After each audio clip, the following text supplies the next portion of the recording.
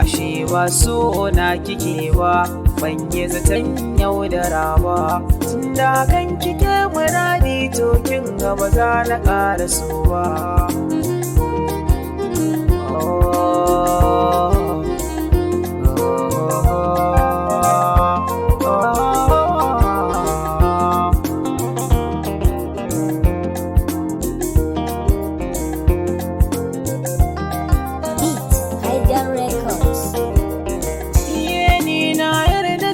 Kauna amma wadda babu cuta, gani na tsinci kaina cikin wanda gari da na yi bauta. So lamarinsa ya taɓa ni zuciyar raina ya baganta, na yi na'am cikin tunani wanda so ka bai guje ba.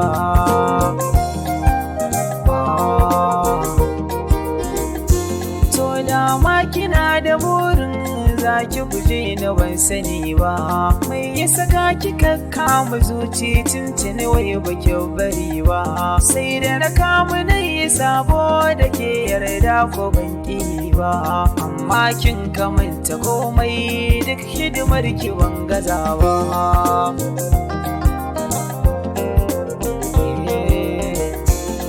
Na tabbata na baki dukkanin kwado kulawa, duk wani dai batu na haƙƙin so na bayar ko ban gazawa. Ke kika tabbatar da komai a gare ni naki ne kulawa, babu dare ko babu rana alƙawarin ki ban aje ba.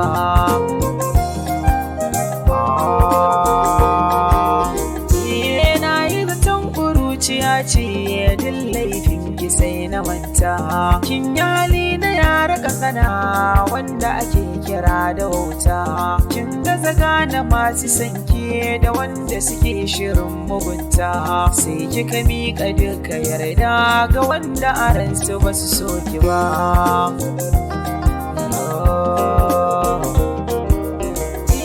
Sai da na bincika na gane naki na kike ziga ki, wanda suke da ikon ki ne su suka kai ki sai barin ki.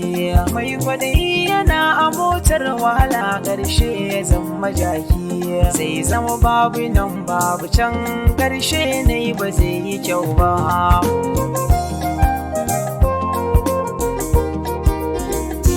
Wanne yayo rashin mafaɗi dole ka gan shi ya yi kwaɓa.